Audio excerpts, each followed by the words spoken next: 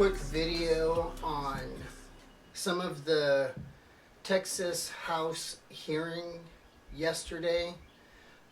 In particular, this one is on the heartbeat bill.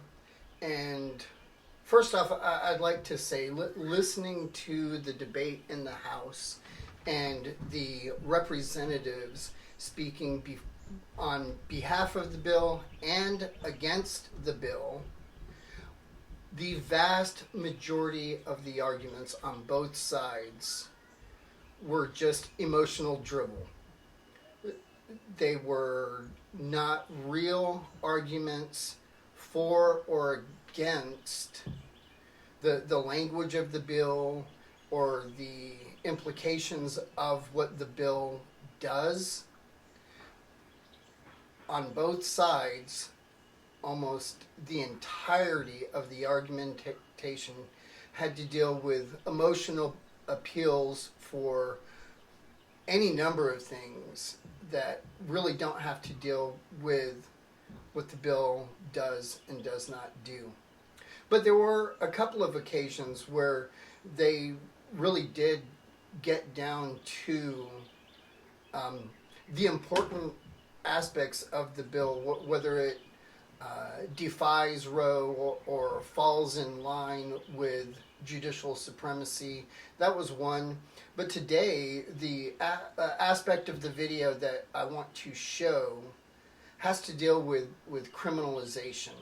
And what I want to show is, in this part of the video, what we see is a pro-choice legislator just hammering on the pro-life representative that put the bill forward.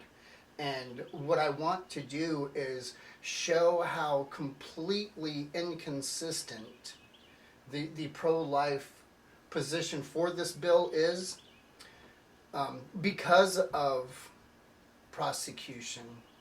And I'd like to show how the pro-choice people are arguing exactly what was argued in Roe versus Wade that brought us this unconstitutional decision to begin with. So, let's go ahead and watch what was happening. For some questions. Thank you, Representative Slauson. In reviewing your bill and kind of going back to the question, I just want a little clarification. What your bill on page 6, the civil liability for violation, and I didn't see it, so I just want clarification. Is anywhere in your bill,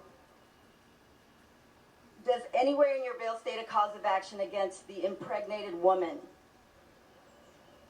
The woman is not a defendant in a cause of action under this bill.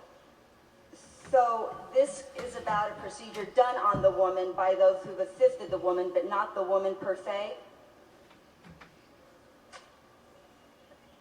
This cause of action is designed to protect a heart, protect an unborn child after the detection of a heartbeat. Why are we not including the woman as a defendant? I just want clarification. Why are you not including a woman as a defendant in your bill if she's the one that's making the decision? Notice how the heartbeat bill author will not answer the question, right? She's evading the question, and the question is, we are making this a crime, and if it is a crime, why aren't we prosecuting one of the co-conspirators, one of the accomplices, or one of the principal actors? Now, this was used in the Roe versus Wade argumentation, and it's in the decision, where the justices are telling the state of Texas, you've got a problem here. If you are unwilling to prosecute the woman for the crime of criminal homicide, how are we supposed to believe that that fetus is actually human and a person. If you are unwilling to treat that human as a person and prosecute the person that kills them, why are we to believe that the fetus is a person and that killing them is not justified? That's where this pro-choice lady is arguing, and she's correct. Representative, I did not wish to include a woman as a defendant under this act. Why not? It was her choice. Why not prosecute the woman?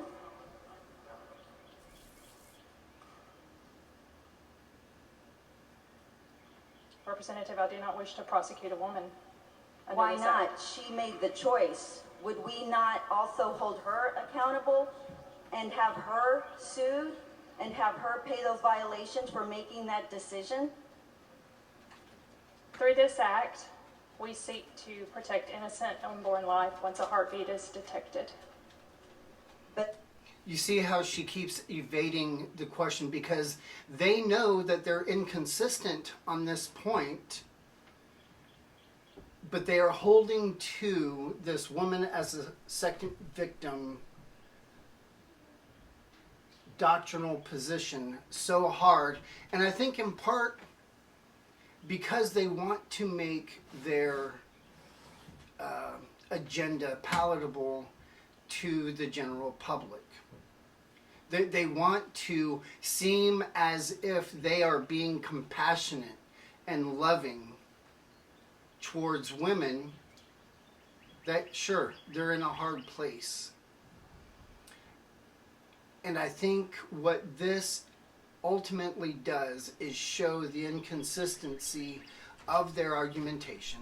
And it is not compassionate, it is not loving, and it is not just, and it will not protect the lives of the unborn.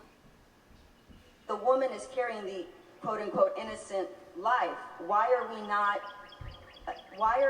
prosecuting the woman? The focus of this act is to protect an innocent unborn child upon the detection of a heartbeat. Does that child act alone? The unborn child, are they acting alone? I'm not sure I understand the nature of your question, but the goal of this act is to protect that innocent unborn child upon the detection of a heartbeat.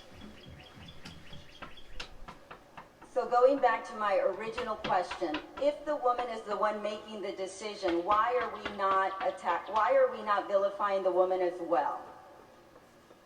If in fact she's making the decision and we know the unborn child is not making the decision by themselves or acting on their own pretense, should we not also go after the woman? According to your philosophy, your theory, your explanation, this is attacking an unborn child. Why not go after the women? Why not put them in jail? Why not sue them? Why not give them jail time?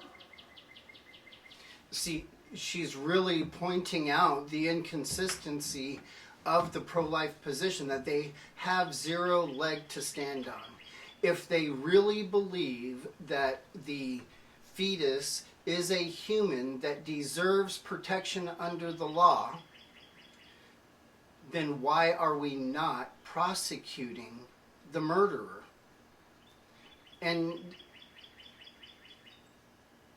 it really shows the inconsistency of all of these pro-life laws.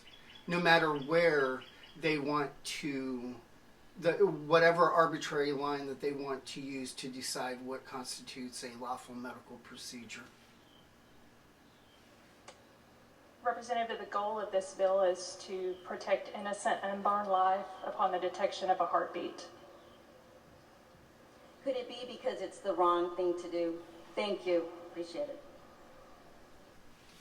So I hope when you see this video that you recognize the complete inconsistency and how the whole house of cards falls when you are unwilling to treat these humans as humans with equal protection under the law, with equal justice applied to all principal actors, co-conspirators, and accomplices. I think that this pro-choice lady's argumentation is absolutely correct. She has a wrong conclusion,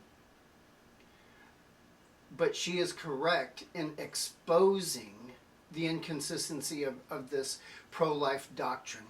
And it's a real shame that they hold so tightly to this and will not engage and explain the doctrine or defend it whatsoever. Even in the public forum, in these hearings, you hear this lady dodging it left and right, will not engage with the idea because she knows the idea is inconsistent and wrong. They will not engage in public debate over this topic, whether it's the legislators or the pro-life organization heads that back them and promote this and write their laws and write their talking points. They will not engage on this topic with anyone to show their community how to defend this against both pro-choice and abolitionists, because they know that they are inconsistent and they have everything to lose by engaging in that conversation, because it does not hold water.